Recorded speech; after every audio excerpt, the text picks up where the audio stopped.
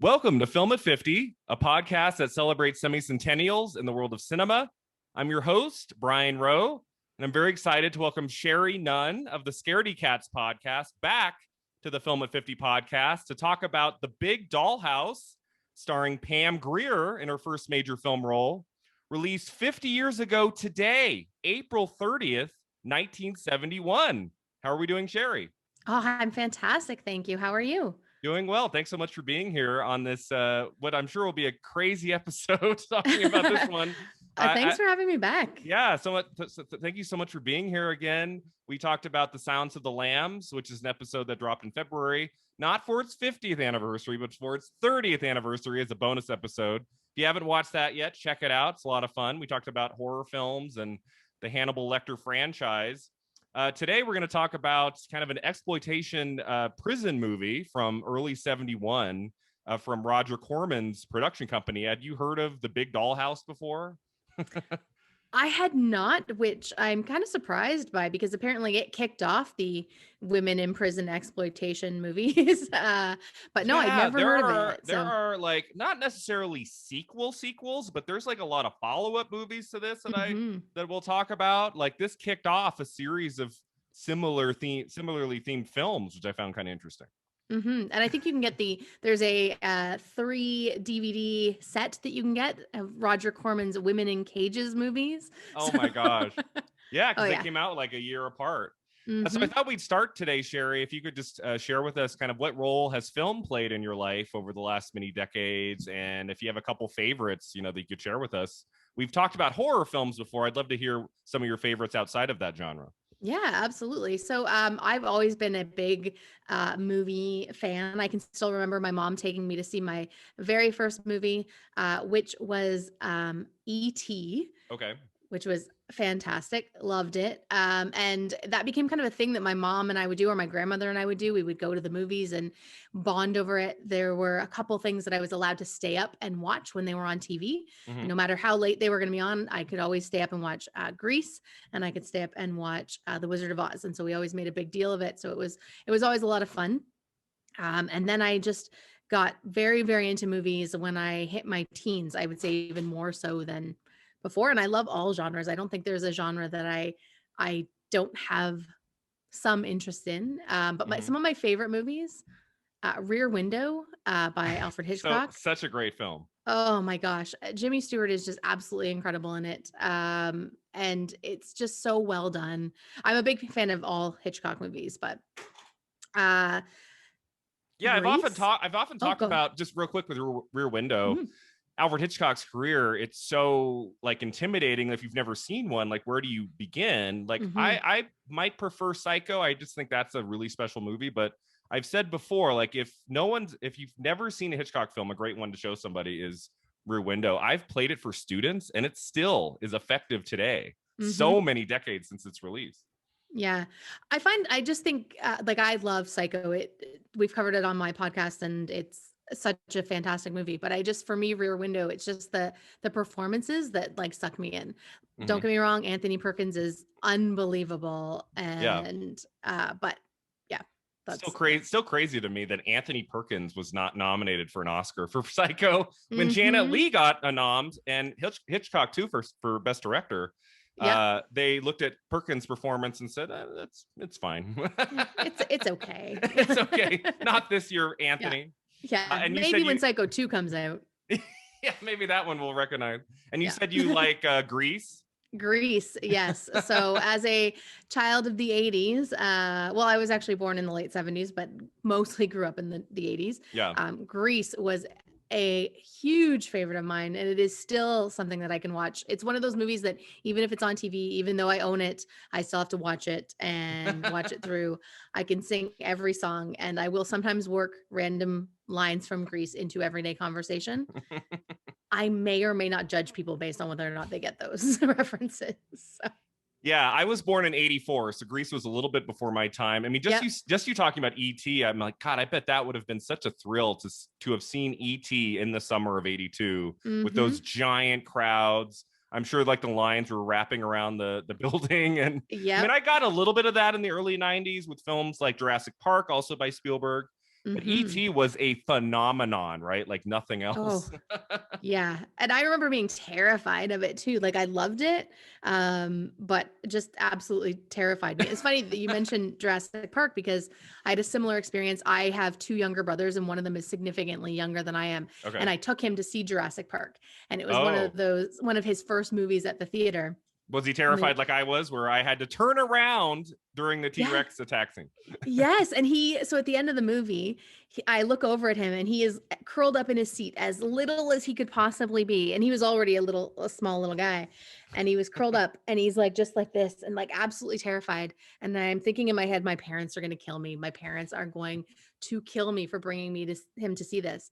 And he slowly turns towards me and he's like, "Can we see that again?" So Let's go right back in. Oh, yeah. that was me. I saw that film 5 times in the theater, summer of 90, Hmm. 93. That was an incredible film, and it still Oh, holds up today. Still so it great. does.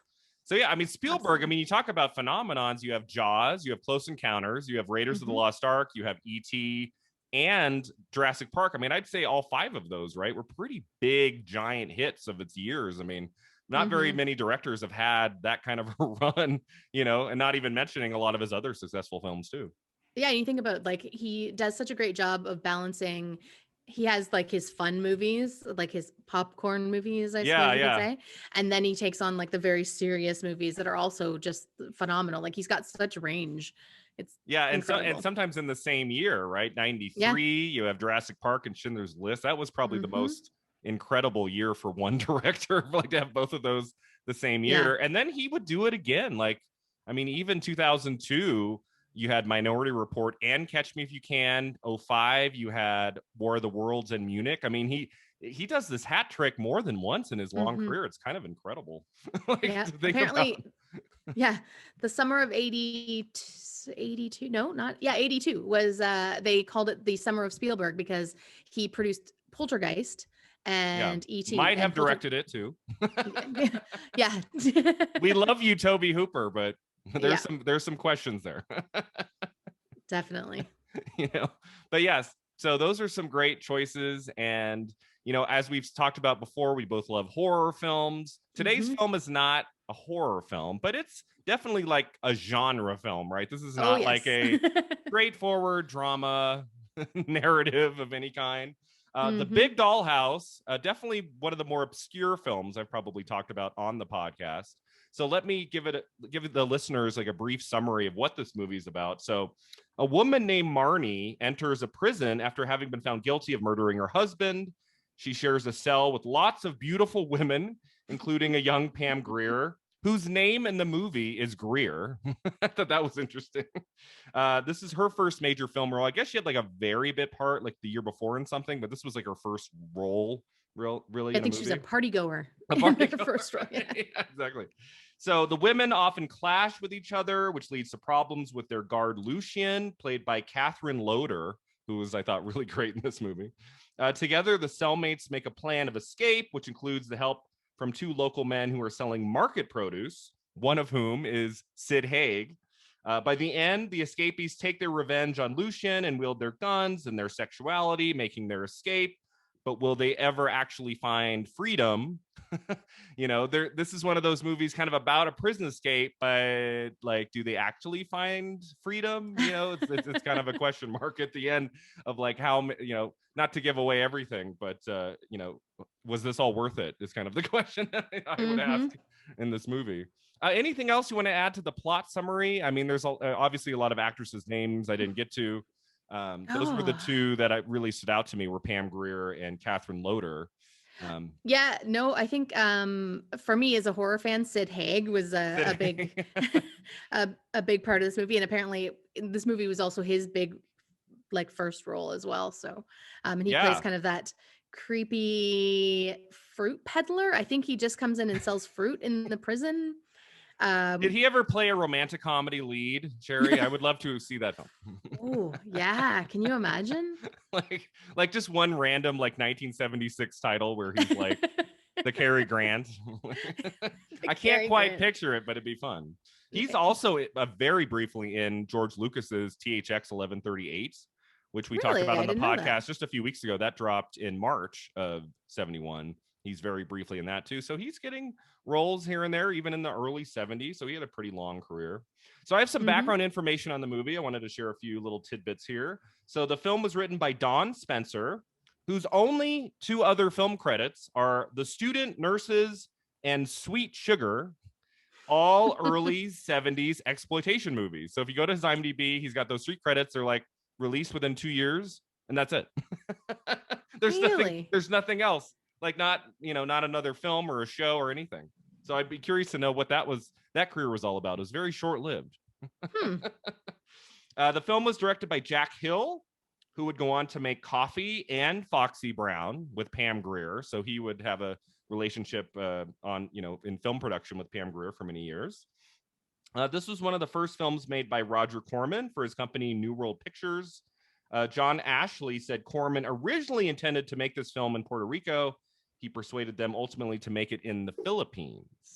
So it's like a Philippines prison, which is weird because they reference pesos and stuff like that. So it definitely has more of a like Central or South American feel, but yeah, exactly. So Pam Grier was discovered for this film. She was working as a receptionist for American International Pictures, was discovered like working a different kind of job. It's one of those classic stories, right? Isn't the story with Clint Eastwood like someone discovered him like working at a gas station or something and said, you should be in pictures, that kind of thing. So this, I guess, was the case with Pam Grier. It wasn't like she was actively like auditioning for films and things. She was kind of discovered and somebody really liked her look and wanted to see if she might be interested in becoming an actress. And that obviously paid off. I don't know why that never happened to me. Why did that not either of us? Right? I worked in feature film casting for 2 years and my boss would never put me in anything. I thought maybe once, like she'd be like, it would be good for this one liner at the coffee shop or something. Like, Brian, never. I brought it up once, and she was like, I don't use my associates in there in my films that I was like, but maybe one day. A few other things. So I don't know if you knew this about Catherine Loder, who played the guard. She had like an illness all throughout the 70s. She had to be hospitalized during this film's production. She almost died before it was discovered she was diabetic and needed insulin. She would later die from complications due to diabetes in 1978 after appearing in just one more film, Foxy Brown, with Pam Grier. Wow, she was young. Which is unfortunate. Yeah, I think she was in like her 30s when she died, and she almost died on the set of The Big Dollhouse, filming obviously not near home, right? Not a good time to get really ill in this part of the world. And it's really, what a striking face and performance in this movie. It's kind of unfortunate that she wasn't able to be in more projects. She really stands out. Like she's one of the one of the big characters, I would say. This week I've recorded 2 episodes of the podcast. Yesterday was about the Beguiled, a film starring Clint Eastwood, who I just mentioned. And one of my issues with that film is that you have like 6-7 women in this movie, only one of whom I knew of before, Geraldine Page, and the other actresses throughout the film I'd get confused, like who was who. And I felt that way about this movie too. Obviously you have Pam Grier, who is really the only like Black actress in this movie. And then you have at least, I'd say, 4 white women who I would get confused throughout the movie. Who was who? I don't know if you had that issue at all. I did. Like I was like, is that Bodine or is that Herod? Yeah, I would go back and forth, and then I'd have to try and figure it out. Like some of my notes, I'd be like I'd put somebody's name and then question mark. Like, question mark. Is this who I'm talking about? Which is never an issue I ever had watching Orange Is the New Black, right? It's so clear in that series on Netflix who's who and what's motivating her. And like, I mean, obviously it helps to have like 100 hours or whatever. It's like you really get, if you ever get confused, you have time to find your way. But yeah, and we'll talk about that. I thought this movie, one of the problems I had with it was just trying to like figure out who was who wanted what, which is an issue. I don't like that when I'm watching a movie and I'm having to like mentally do work just for that. Yes. Yeah. Like when they're trying to plot their big escape plan, there were things that I wasn't quite sure of. I'm like, okay, so what's happening here? Like, are these people in on it or are they not? Like, yeah, it was, there were some parts where you had to do a lot of mental gymnastics to figure it out. Exactly. So the film was a huge box office success. From what I could find online, it cost about $125,000-$200,000. It was very cheaply made, but it made about $10 million in its long run. So that's probably why we got some follow-ups like Women in Cages and The Big Bird Cage, not to be confused with The Birdcage, starring Robin Williams. Very different movie. Pam Grier appeared in both follow-ups as different characters. So I guess I didn't like look up very much information about these follow-ups, but I'm assuming they're more thematically linked, right? Than they are pure sequels. Yeah. Right? Yeah. I think they're not actually sequels. I think you're right that it was just more women in cages and which is kind of interesting. You think they would link it somehow, even just through one person or something. Like why do 2 immediate follow-ups and not have it be like a true sequel? Kind of interested to know that conversation. Yeah. That's like if I were the producer and I knew people were flocking to the original, I'd probably want at least to have some of the same characters come back, because they don't all die. That's true. A few of them do survive, but I wonder if they were just like, it wasn't the story we're coming to see. Let's be honest. Yeah, maybe exactly. They were Let's get some more beautiful women. Yeah, mud wrestling and rice patties. Yeah, exactly. So those are my trivia notes. Do you have anything else to add? Anything that I left out? I mean, those were kind of some that I found online about this movie. I don't think so. I'm kind of surprised it made that much money. I mean, we talked about on THX 1138 by George Lucas made $2 million. So that made $2 million. The Big Dollhouse made 10. Okay. So kind of an interesting perspective on what people's tastes are in the early part of 71 for going to the movies. Mm-hmm. But I can see this movie doing very well at like the drive-in, which like a double feature, big, right? I think it would have been something that people were like, "Oh, let's go see this. It's going to be a fun Friday night." And I wonder what it was paired with. Maybe sweet back badass song or one of those like kind of early 71 movies. Like I don't know what you pair this with. I don't think you pair this with like a Disney movie. I mean, probably not. Maybe the Disney movie goes first. And then they have the intermission. The kids go to sleep in the back seat, and then that's a possibility. Because it's definitely not a movie for kids or teenagers. I mean, it's kind of wild to me. I mean, you look at films now, you really don't get a whole lot of nudity in films today, even R-rated films. Mm-hmm. And watching this movie, I mean, at some point in my notes, I'm like, I wrote, God, there's a lot of nudity in this. There is so much nudity. And I'm like, how much of this is warranted? 100%. Yeah.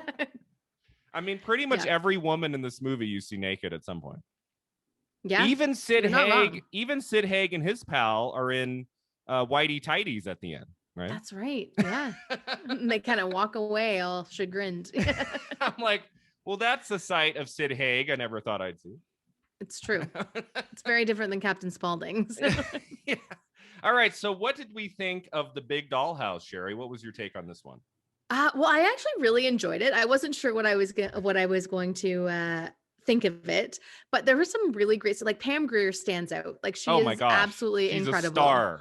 It from this movie.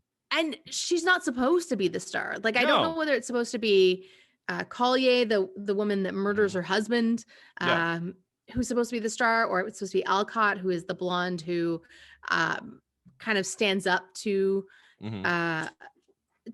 Lucian. Lucian.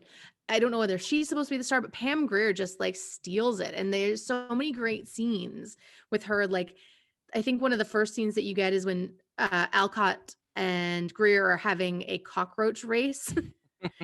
And she just goes and like steps on Alcott's cockroach. And I just like it just kind of sums up her character right there. But you get mud wrestling. You get mud wrestling. Yeah. There's a food fight complete with like fire hoses.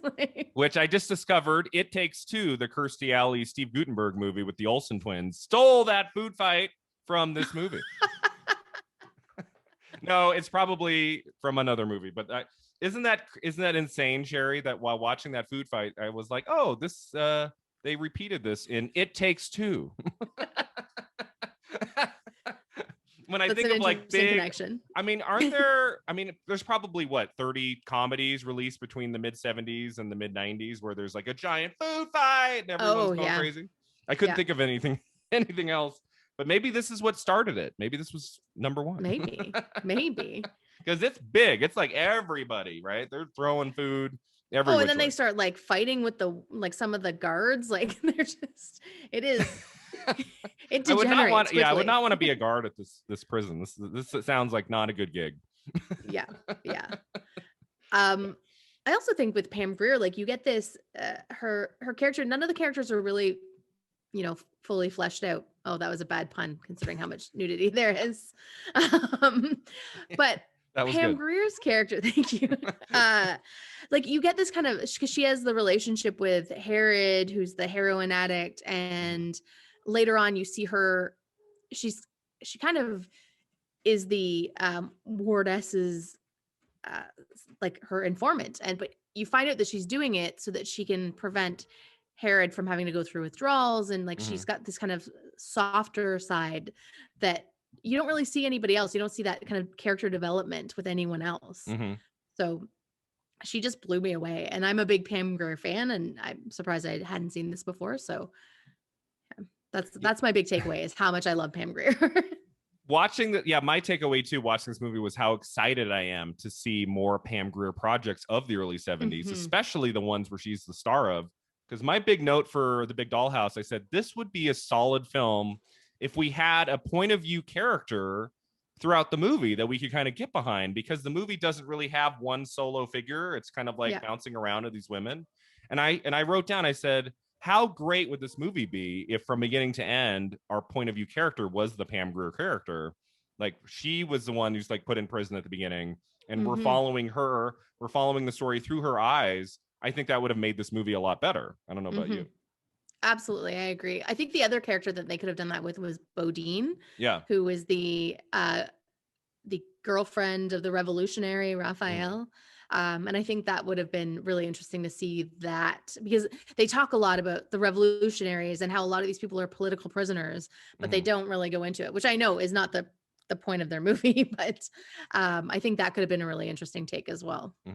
It's not the most realistic prison movie, right? I mean, I kept noticing, I mean, it's weird because Pam Grier, correct me if I'm wrong, really doesn't have any makeup on throughout the movie, right? She doesn't. She's not, but most of the other women, it looks like they're wearing like makeup, like they're trying to look pretty. And it's just kind of, it's kind of strange, especially when we first meet some of these women at the very beginning. It looks like they've just gotten back from the salon. And I'm like, what? They've had a full blowout and everything. And I'm like, yeah, okay, I understand you want to look really great on film, but I don't know if this is the project you do that for. Pam Grier understood that. If Pam Grier had just looked like a knockout, I don't know if that would have been appropriate for this movie. And she knew that. Yes. But it's a star instinct.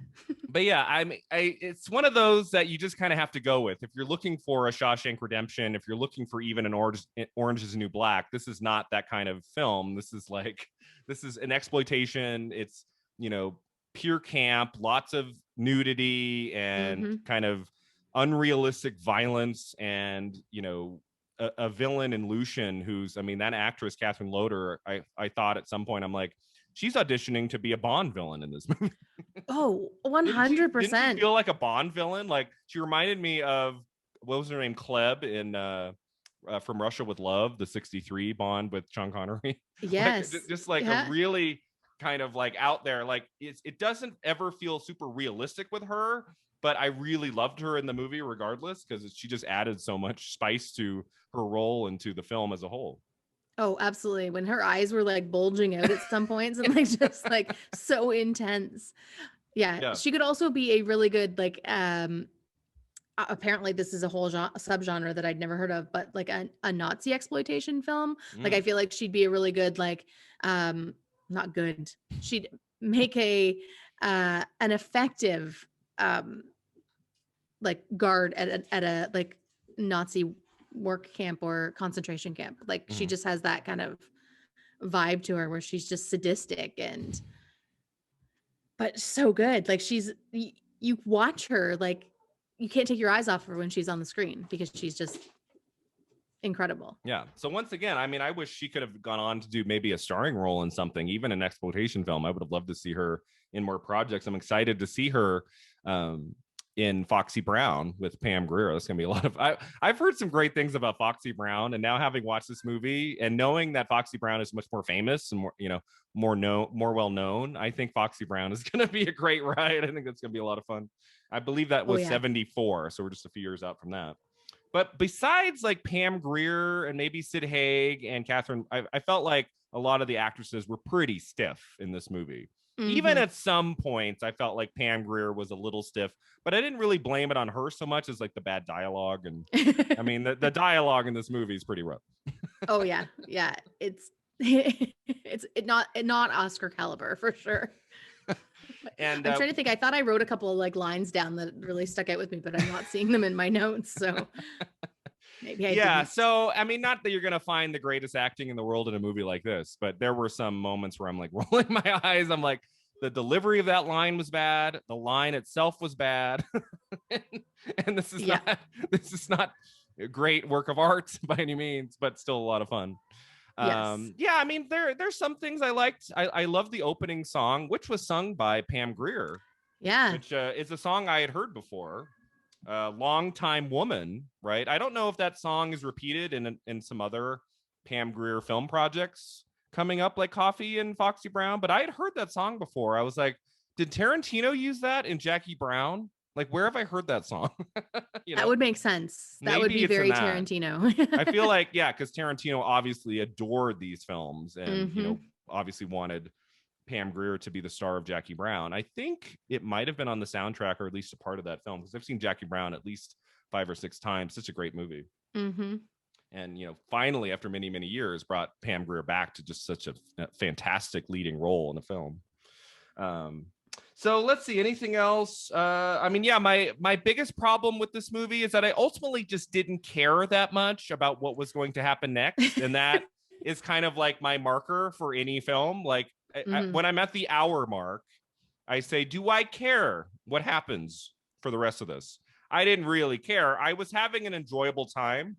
I've watched a lot of films for this podcast so far where I'm just like, God, this is a long 90 minutes. I didn't really feel that in this. Like I was enjoying it, but I didn't really care like how it was going to end. I wasn't rooting for any of these women to escape, or I wasn't horrified when, a couple of them die at the end. I wasn't like, oh no, I really cared about these characters. It's just kind of like the director throwing stuff up on the screen, and some of it sticks and some of it's fun, but it definitely is not one you're going to be thinking about a month later. No. And I mean, even when some of the characters, as you mentioned, die, were you ever like, oh, which one was that again? Like, yeah. Other than, can I spoil? Yeah, something? We'll talk. Okay. Pam Grier dies in a very abrupt way, which disappointed me. I don't know about you. Yes, that was the one I was going to say. That's the only one that I was like, oh man. Like, yeah, you felt that was it. Rough. You felt it because she gets like stabbed in the neck and she starts bleeding and her eyes go big, and you actually kind of feel that death more than some of the women who just get shot at the end. You're like, okay. Yes. Yeah. And the biggest laugh of the movie, Sherri, for me, was when one of the prisoners who's escaped, she gets out of the back of that vehicle to run after that cat, right? And she's almost to the cat. And she gets shot, and there's no blood, there's nothing. She just kind of falls. She just falls. Yeah. It was like you could hear the director say, "Action, okay, fall." Like I could hear it, like watching that shot, because it did not look good. They clearly didn't spend a lot of money on the blood. Like they wasted all of that on the Pam Grier death. So, like, I made a short horror film when I was 14, where the death at the end of the girl at the end was more realistic than the death of the woman falling after the gunshots. I would just like to say, but I mean, we're reaching the end of the movie at that point, and that's one of the most fun sequences, right? Not because they're all dying, but just there's a lot of scenes in this movie that kind of low stakes, not a lot of excitement or urgency, but that last half hour where they're breaking out and they're trying to escape and they go to these, they're like in a forest of some kind. I mean, we finally get out of that set of like the prison, which opens up the movie a little bit. So that I would say the last 20 to 30 minutes is probably my favorite part of the movie. It's where it's a little bit more entertaining. Yes. Right. And you get the famous action shot with you rarely see it with a woman though. The one character holding the two guns and just like spraying gunfire like at the guards and stuff. Yeah. Not even looking where she's shooting. She's just like, I don't care who this hits or if it hits. So what did we think of Jack Hill as the director of this movie? What did he bring to this as a director? Apparently he came to this with, hey, so the MPAA allows me to have nudity in films now. Let's go all out. Why not? Like, I mean, all these women had to sign on, right? And be like, okay, well, I guess I got to show everything. Yeah.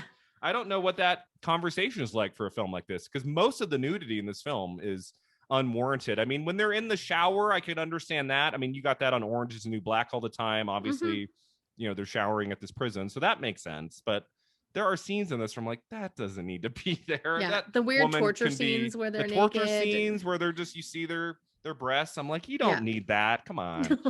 No. So do you think that's a Jack Hill recommendation?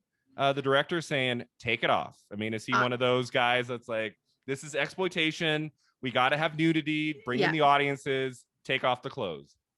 I think so. I mean, I would guess that's a Jack Hill kind of thing, but Jack. I don't know. I mean, we'll see, I guess. We'll see with Coffee and Foxy Brown, which I guess he also directed. We'll see if those films have a lot of nudity, or if he steps back a little bit, maybe has some restraints. I think I read somewhere that he considered it a feminist statement. Oh, okay. Movie, so I mean, that's, maybe that's he was one like, way. liberate the women, liberate their bodies. It's not feminist to have them wear clothes the whole movie. So any film we watch where they're clothed, that's not a feminist film. Yeah, it's misogynist. That's right. But yeah, in terms of like the cinematography, the editing, the score, it's all very pedestrian. There's not really anything. There wasn't a shot in this movie where I went, oh, that's really cool. Like it's all put together pretty generically, right? There's nothing really stand out about the way the film looks or sounds. Right? No, I enjoyed the score, but it could have been any other 70s movie like this, right? Like, I don't think it was anything that really stood out, other than the song at the beginning, like you said, the Pam which Grier is great. song. It's fantastic. Yeah. But yeah, the rest of the score is just it's very generic, but it's enjoyable. It fits with the feel of the movie. Why couldn't Pam Grier had sung that song like in the movie, like maybe in the prison cell, like she's like just starts singing the song? That would have been great. That would have been good. Serenade one of the other women. Yeah, but then it just like you hear like the other part of the song coming on, you hear like everything in the background, and you're like, wait a second. And then you just cut to another cell. Someone's like got all the she got a guitar going or something. Harmonica. I mean, that's the prison thing, right? Yeah, harmonica. And then they all start singing it. It's like at the end of Magnolia, it's like you just get everybody going crazy, including Lucian. Yeah. Lucian comes in for the last part. Oh, yeah. Right before that's how they all find their common humanity. Right before she tortures someone else. Yes. She sings the last part of the song. So he did fine. I mean, the movie did what it was supposed to do. Make it on a very low budget, have some exploitative, action, violence, nudity, and it did its job. Like, it was made for very low budget and made a lot of money, made millions of dollars. So I don't know if he directed the follow-ups. I didn't look that up, but he would go on to make more famous films like Coffee and Foxy Brown. So whatever he did for this movie, it worked out for him. So. Apparently. Any other performances you wanted to mention that you thought were good? I mean, my favorite next to Pam Grier would have been, the woman who played Lucian, Catherine Loder, who, as we have talked about, just has such a striking look to her, and really disappointed that she didn't make more films, but at least we get one more to see in Foxy Brown. Yeah. I would just give a shout out to the cat, because I love that the cat was integral to their escape plot. And also the snake, like the snake we haven't talked about. Why does she have the snake in her purse in like a cupboard? Like, it doesn't make any sense, but it works. I mean, And how do you take care of like a cat when you're in prison? Like it would just wasn't there like a window like the cat could go out and hunt Yep. and come back, right? So maybe it just found mice and chow down and come back into their cell, get more pets. And apparently there's a second cat. I saw this piece of, I didn't see the second cat, which There is were funny because I two? am like, there's a little black kitten apparently in there somewhere. At one point, one of them is cuddling it, but I don't know. Lucian should have had a cat, like should have been like a Blofeld from Bond, like yes, stroking, and like that should have been a thing. Come on. Absolutely. Why not? Come on, Jack Hill. Why didn't you do it? Any other scenes that we haven't touched on? I mean, we mentioned this with the snake. The torture scenes are so odd. It's almost like out of a different movie. It's almost like borderline like a Vincent Price like horror film or something, and you're like, what's happening here? Especially like you have the masked person watching them, and like there's this netting across the screen. Like you're right. It feels like a completely different movie. Yeah. And we should say this is not a very long film. What was it, about 95 minutes? I think so, it wasn't super long. I think this movie would have been deadly at 2 hours 10 or something. I think 95 minutes was the right length. I feel like it even could have been like 80. Yeah, I think 82 minutes would have been perfect. Yeah. But that's what I say about most movies on the podcast. Could have been 10 minutes shorter. Yeah. But when you're watching a film that's over 2 hours, that's not just great, you typically feel the length, right? You're like, how much longer is this? I didn't really feel that in The Big Dollhouse because it's a fairly brief length, but yeah, so I think that's one decision Jack Hill made that was a good one, was keep it short. Yes. We don't linger at the end, right? We get that one awkward line, which I believe it sounded like it was added later because it didn't sound like they shot it on the set. Did you notice that too? Yes, absolutely. It sounded like it was dubbed in afterwards. Yeah. Like weeks later or months later, they were like, oh, we need to add this here. And it's always, even today, I feel like when you do that, sometimes you notice, like, you're like, that doesn't sound quite right. Even today with all the technology and things. Yep. So my last question about the film is, if they were to make The Big Dollhouse in the 2020s, Sherri, if they were to make it as a film, not a Netflix series, they made it as like a 90-minute or 2-hour movie today, what do you think would be different about it? How would it be changed for today's audiences and their expectations? How would they tell this story now, do you think? Ooh, that's a really good question. Not as much nudity. Definitely not as much nudity. Yeah. There would not be much. I think there would be more social commentary. Yeah.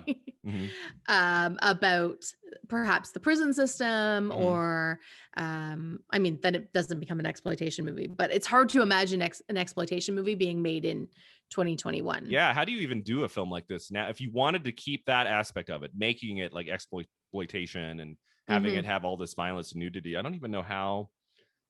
I mean, it'd have to just be, I guess, a very low budget, right? If you wanted to do it that way, I don't think you could do like a studio film or anything. Yeah. But that's the only thing that I could see. I could see them. You would definitely have better character development, I think. But you'd have one standout actress who would be the kind of the point of view character. Exactly.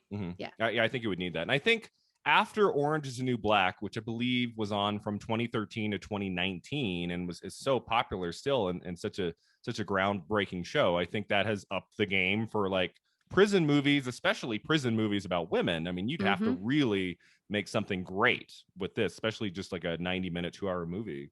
And yeah, I agree. I think you'd need a point of view character. And I think you would need a more diverse cast. You couldn't just have all these white women running around. Like, that wouldn't work now, Yeah, in a Filipino prison. Yeah, in a Filipino prison. But, you can still have the torture scenes and the snake and the cat. That could still stay there, right? Yeah, absolutely. Maybe Pam Grier could come back. She could be in it. She could be like the guard. Oh, she could be like the head warden, like the warden. Like the head warden, seeing her at her desk, right? With like they the come cat. in and she's got the cat and she's like, did you enact the torture yet? That'd be a good callback. I feel like they would remake like Foxy Brown before they remade The Big Dollhouse. I don't think there's any pre-awareness of audiences now who would hear The Big Dollhouse and go, oh yeah, let's check that out. I've heard of that before. I feel like more people would know of Coffee and Foxy Brown, right? Absolutely. Yes. You know, it's like how they did with Shaft, right? Shaft was also released in 71. That's coming up. We're gonna do an episode on that in July. That came out in July of 71. That had a remake with Samuel L. Jackson in 2000 where he played Shaft. And then I believe 2 years ago there was another kind of remake with Samuel Jackson and Richard Roundtree. Shaft is a word people know, and I think a lot of that has to do with the song, right? Which I believe won the Oscar for best song of 71, if I'm not mistaken. And so that movie's more known than like a Big Dollhouse. Nobody would really know what it is, so there wouldn't be any urgency to remake it. Yeah, absolutely. Maybe just call it Women in Cages and then just kind of mix together all of the elements of the three films. Call it Women in Cages. Yes. Or call it the Bird Cage. Mashup. And really confuse people, like the Bird Cage. Okay. All right. Any final thoughts on the movie? I would give it a very gentle, 2.5 stars out of 4, maybe like 2 or 2.5. I wouldn't give it more than that. No, I would agree. I think it's definitely a 2-star. like a polite 2.5 star. If I'm really, maybe 2. Yeah. But I can't really imagine someone watching this and saying, this is really great. I would put this in my top 10 of 71 and give it at least 3.5 stars. What are the two of you thinking? That would be a surprise to me. Because we are getting to some landmark movies here, Sherri, in the months to come for 71. This is not one of like the standout films of the year by any means, but I think it's an important one to talk about because of Pam Grier's presence in the film and the beginning of her career. And there are a lot of these exploitation films of the early 70s, and I feel like it's like a subgenre, especially for the early 70s, that needs to be talked about. So I'm glad I watched it. It was fun. It was a fun way to spend 90 minutes. Absolutely. You know what? I had my popcorn. I enjoyed it. It was. Will I watch it again? Probably not. You're not going to watch it after we finish recording? You're going to watch it again? Maybe I have it playing right next to me. Yeah, while you're working on something else. All right, so that takes us to the final 2 segments. The first is the Divine Double Feature. That's where we pick a more modern film that would be kind of a cool film to play right after this finishes. So what was your choice for that? What would make for a good second part of the double feature? Well, I feel bad because I kind of went with something that is not a prison movie, and you mentioned it earlier, and now I feel bad that I picked this, but I would pick Jackie Brown just because you really see like Pam Grier in her glory. It is absolutely delightful. And when you think about Tarantino and his influences, like he is 100% somebody that takes a lot of influence from 70s exploitation movies, or like really movies. He's just a movie buff, right? So I think Jackie Brown is kind of the perfect movie to watch as a double feature and be like, now this is what I wanted more of Pam Grier, and here I get it. So yeah, it's so great. It's one of those, I remember I saw it opening weekend. I was very young, and I thought it was going to be another Pulp Fiction, and it's really not. It's a very kind of quieter film. It has moments of kind of visceral violence towards the end, but it's really more of a talky, kind of like a, more of a character study than anything else. And I think that disappointed people when it first came out. He had not made a film in 3 years, and people were just so hungry for a new Tarantino movie. And it didn't do very well at the box office. It didn't clean up at the Oscars like Pulp Fiction did. It only got crazily 1 Oscar nomination for Robert Forster for Best Supporting Actor. I believe Pam Grier and Samuel L. Jackson had gotten nominated like the Golden Globes and the SAG Awards. And there was talk of like Pam Grier might get an Oscar nomination, but instead the Oscar nomination goes to Robert Forster, who I believe was not nominated like anywhere else. It was kind of a surprise on Oscar morning. And so I think in looking back on Tarantino's long career, I think Jackie Brown at the time was definitely underappreciated. And I think people really have come to love it more now. Yeah, absolutely. I mean, just such a stunning cast. Like, I love Robert De Niro is so great in it. He's fantastic. And I'm a huge Bridget Fonda fan. She basically quit acting in 2002, has not been in anything else. This might be her last like great performance in a movie is Jackie Brown. She's so fantastic in it. So you just have an amazing ensemble cast. I think that's a great idea. If you wanted to see kind of the trajectory of Pam Grier's career over, so what would that have been, 26 years, you can kind of see how did it begin and where was it at its peak, right? Because Pam Grier never reached the peak of Jackie Brown after 97. This was kind of it for her. You know, this did not lead to 10 years of amazing roles by any means for Pam Grier. Although she did do some fun stuff after this. Jackie Brown was definitely her best role in a film for sure.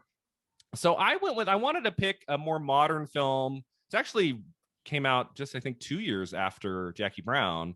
I wanted to pick a more modern film about women in prison. And I went with a film I just finally watched for its 20th anniversary 2 years ago. And that's Broke Down Palace.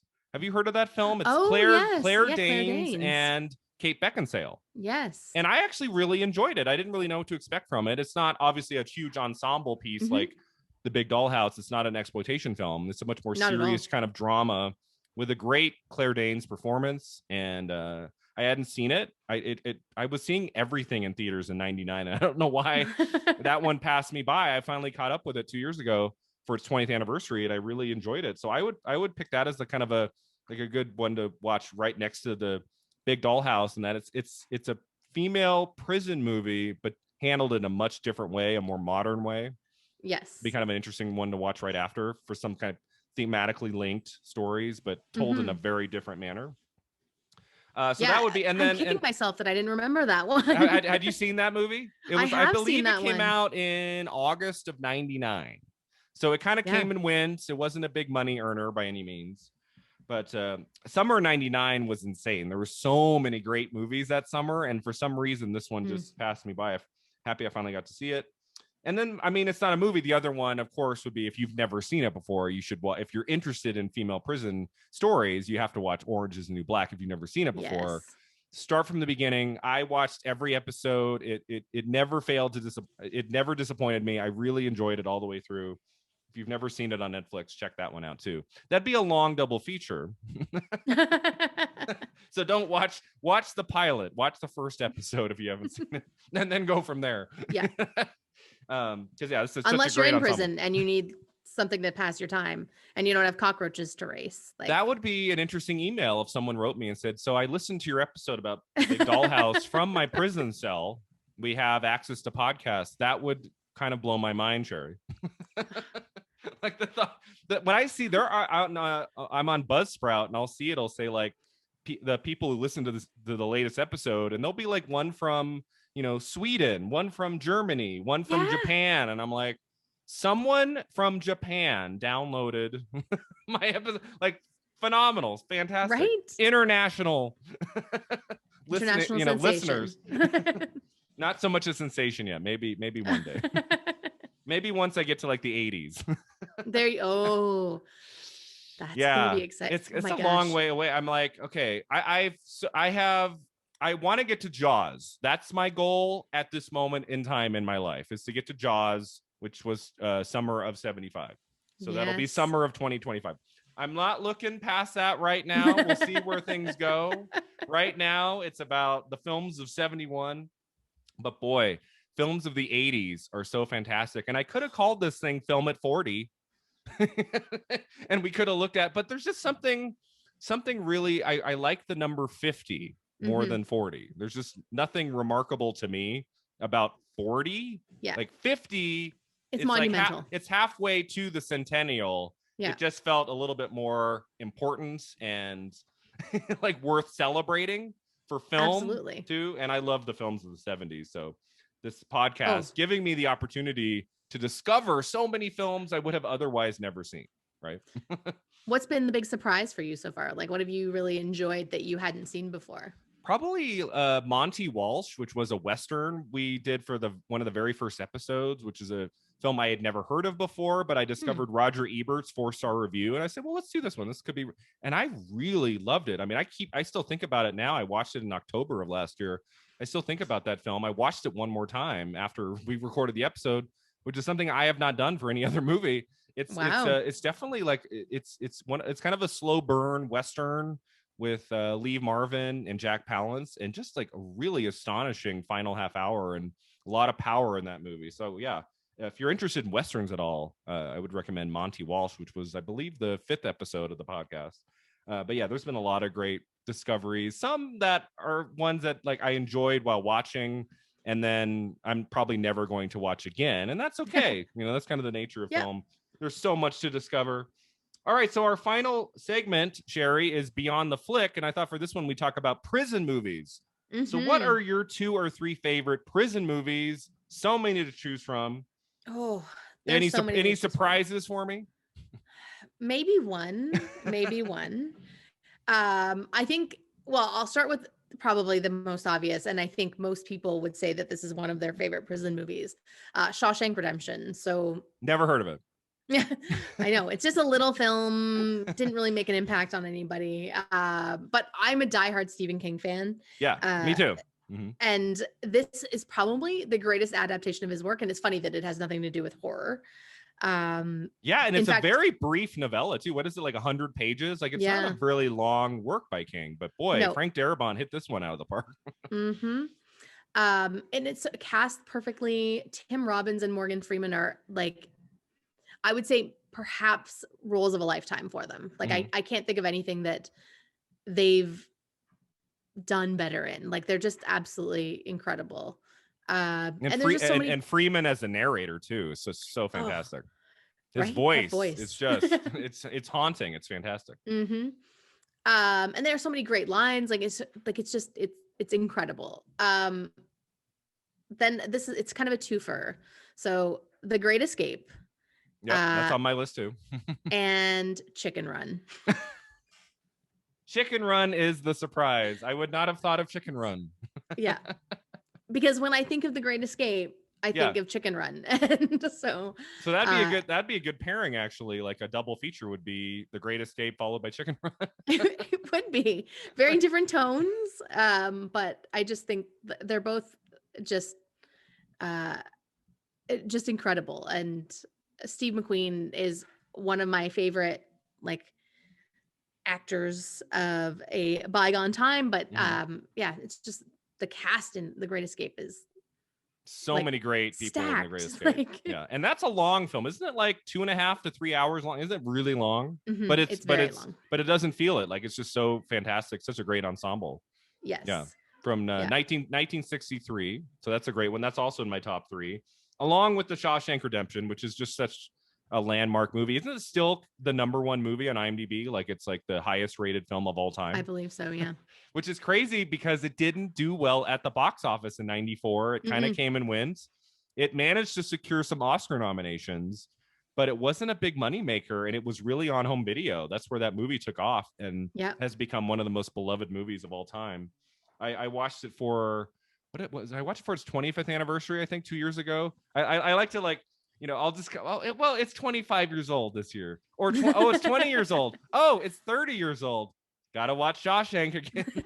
Every 5 years I have an excuse to watch it. And there you go. I have the 2-disc set, which has so many great bonus features. Darabont has a fantastic audio commentary, and just such a special movie. I love audio commentaries. Yeah. Oh, I love commentaries too. I just listened to one yesterday. I like commentaries if you're into the movie, and if it's like the director and someone you really care about. Like, I will just hang on every word. Yeah. I'm not one of those. I'm not one of those who, like, go to, I'll just go to the 2 scenes that I like and want to hear their like, I will just sit there and listen to them talk. Now, I wonder what the commentary for The Big Dollhouse. The Big Dollhouse. I didn't look up to see if this is available on Blu-ray. Like, maybe there's a commentary. Probably not, but maybe. I'll have to look it up after we're done recording. That would be a fascinating commentary. Like, if the director did a 90-minute, like, here's my take on this film from an older age. So The Shawshank Redemption, so great. I believe the novella, doesn't it end with, like, we don't see the last moment on the beach in the novella, right? That was something that was added on for the movie. I believe so. Every time I watch the film, I think, man, if that had been handled just a little bit differently, that last moment, it could have been really bad. It could have been sentimental. It could have been, the 2 men hugging. It could have just felt really, like, if he had just shot that a different way, it could have ruined the movie. But the way that they smile at each other, or at least Morgan Freeman's smile, and then how the helicopter shot is going up as you see them in the distance hugging, with that just amazing music by Thomas Newman. It's like such a moving final scene. I love that final scene. Fantastic. It's incredible. My other So before I get to my other favorite of the three, runners up would be Cool Hand Luke, starring Paul Newman, a really great prison film from '67. Escape from Alcatraz from 79, Oh, starring Clint Eastwood, which I have not yes, that's seen a in a great movie. very long time, but I remember enjoying that one. Dead Man Walking with Sean Penn and the Oscar-winning performance by Susan Sarandon. Have you seen Dead Man Walking?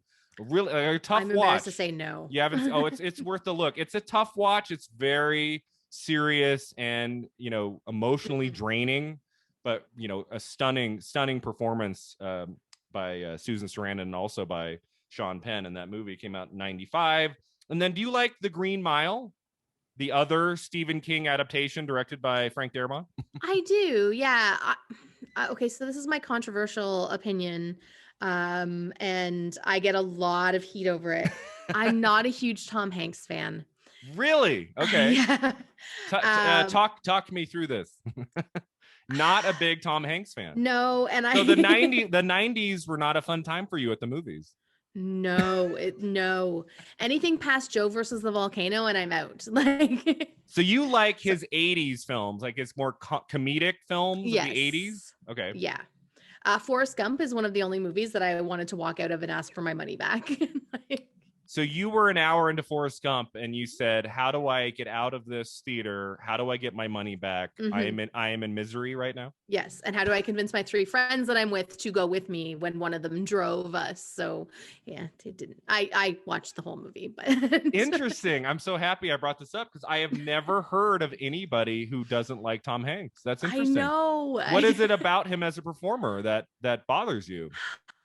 I can't even pinpoint it. That's the problem. Like there's something about him that I just don't enjoy. Although I know someone who has a fantastic heartwarming story about Tom Hanks and what he's done for Mhm. somebody that she actually knows, like who was a terminally ill child. Okay. And it's a heartwarming story and it really makes me feel bad about not liking him as an actor, but So, I mean, just some of his landmark films. Do you like A League of Their Own?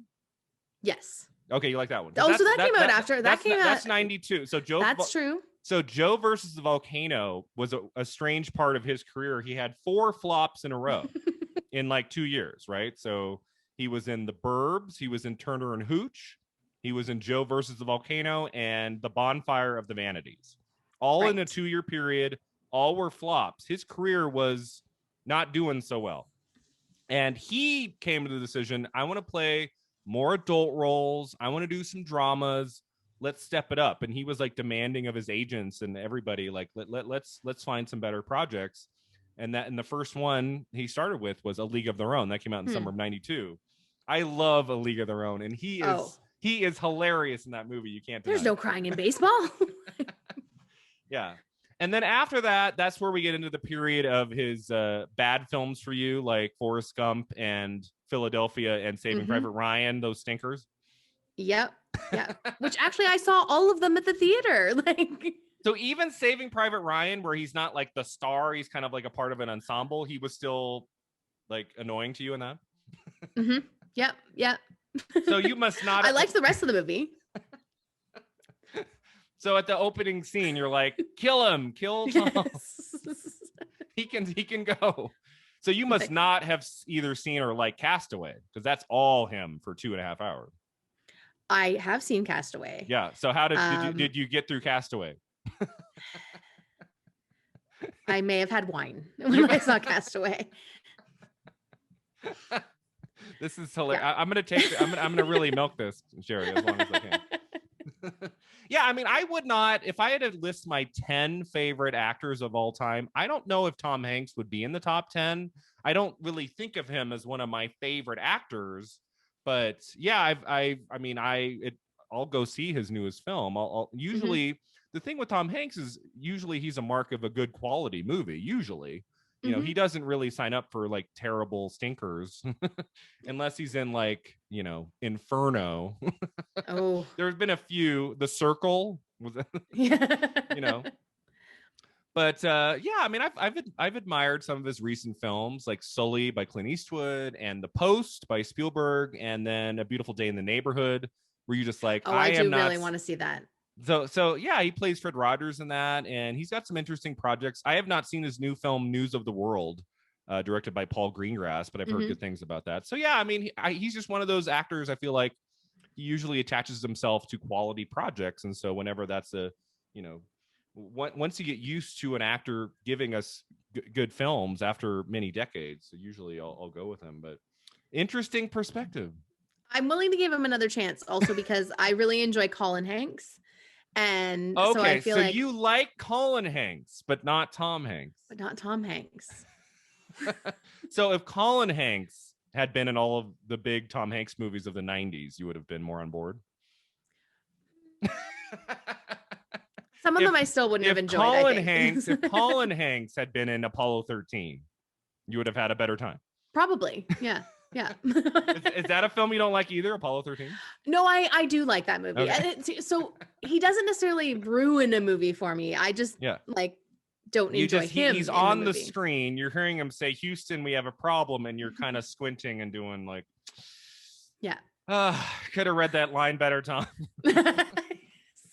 I take notes on how he could have delivered a better performance. So you're watching the 1995 Oscar ceremony where he won his second Oscar for Best Actor back to back after Philadelphia. Are you throwing things when this happened? Yes. Yeah. I think the only other time that I experienced that was when Cuba Gooding Jr. won over Edward Norton. Oh, oh my gosh. Yeah, Edward Norton just phenomenal in Primal Fear, and Cuba Gooding Jr. gives a fun performance in Jerry Maguire, but that was odd. Yeah, that was an odd choice. Yes, you're like, so you would have wanted Morgan Freeman to win Best Actor that year for Shawshank Redemption over Tom Hanks.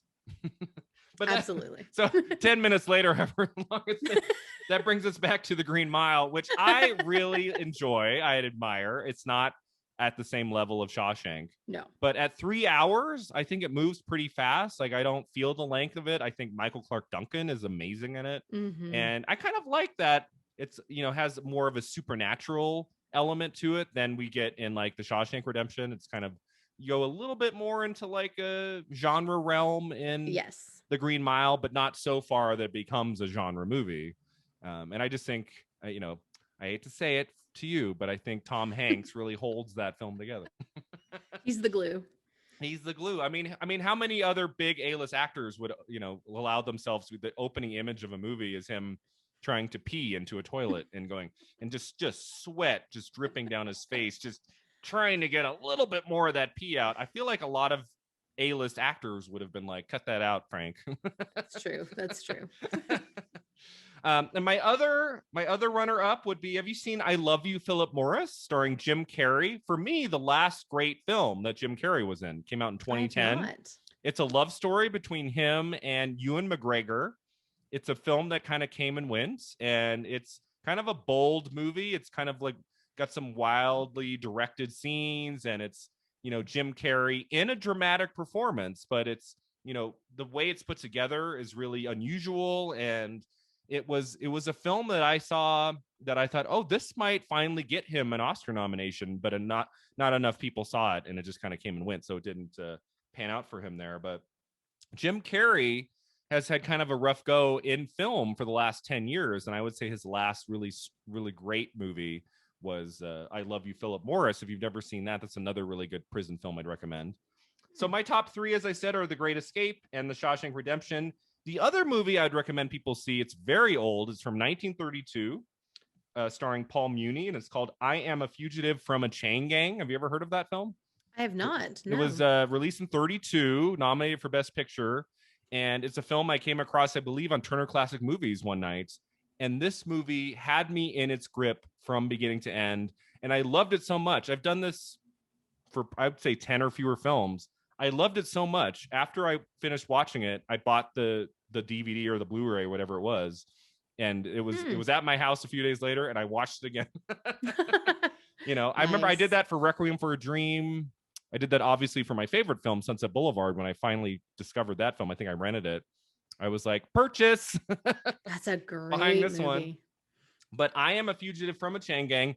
Very awkward title. It's basically a man who is wrongfully put into a prison for something he didn't, like a crime he didn't do. And he's living out his life for something that didn't happen. And so he eventually breaks out, but then he goes back for something else. And it's just like this wild ride of a movie. Great lead performance by Paul Muni, who the same year in 32 was also in Scarface from 32 by Howard Hawks, which is probably a more famous film that he was in at the time. More people would know of the original Scarface, but definitely also check out I Am a Fugitive from a Chain Gang. Fantastic movie. All right, so that takes us to the end here, Sherri. If you want to end here by talking about your podcast and telling our listeners where they can find you online. Yeah, absolutely. So I have a podcast that you mentioned called Scaredy Cats, and we basically just talk about a different horror movie. It's bi-weekly, so every 2 weeks.